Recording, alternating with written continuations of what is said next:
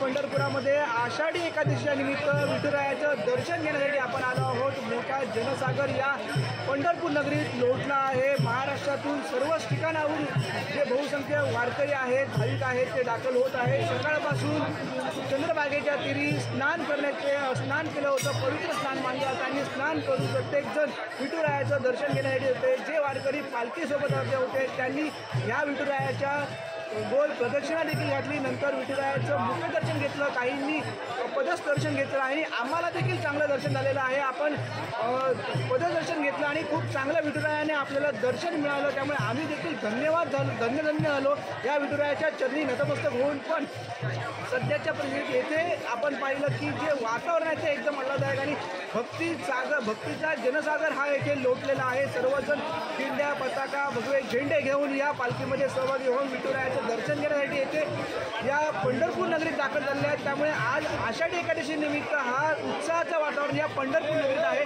एवढं मात्र निश्चित।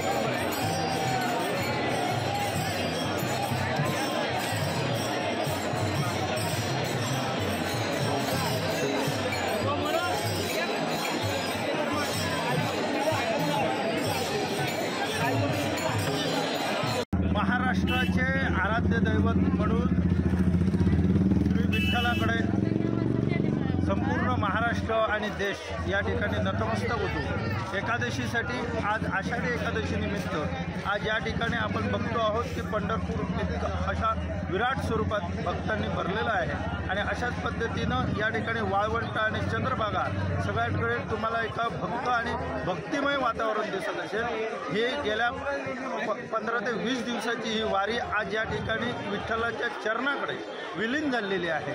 चंद्रभागेत स्नान करून या वारीचा ही वारी विलीन होते आणि त्या वारीनंतर द्वादशीला आणि एकादशी आणि द्वादशी असं करत हे वारकरी आपल्या पुन्हा एकदा आपल्या विठुरायाचं दर्शन घेऊन माघारी फिरतात आणि आज हा त्याच्यातला तो वारीतला हा आज एकादशीचा हा महत्त्वाचा असा हा आजचा दिवस आहे। आपलं नाव कसं, कुठून आलात आपण?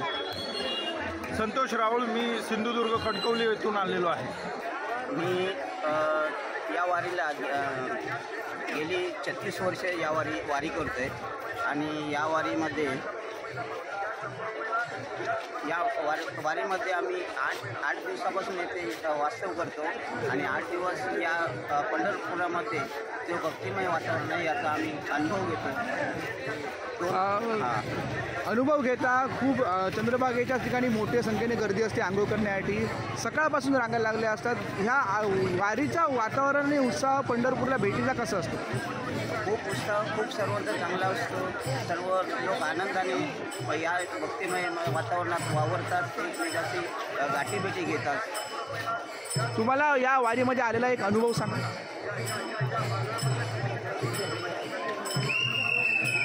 या वारीमध्ये मला ज्यावेळी मी प्रथम या वारी चालू केली त्या वर्षी मला या पांडुरंगाने त्यावेळी या चंद्रभागेला एक पूर आला होता। त्यावेळी त्या ठिकाणी आंघोळीला पण जायला खाली उतरणं मुश्किल होतं।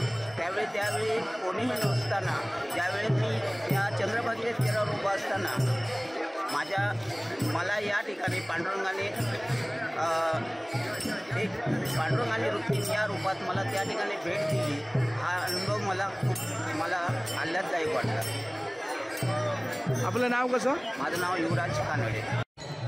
पंढरपुरामध्ये विठुरायाच्या दर्शनासाठी बहुसंख्य वारकरी आता दाखल झालेले आहेत। आज एकादशी निमित्त सर्वजण ज्या वारी आहे ती आता पंढरपूरच्या इथे पोचलेली आहे। सर्वच ज्या त्यांचे जे सगळं दिंड्या आहेत त्या इथे दाखल झालेल्या आहेत। सर्वजण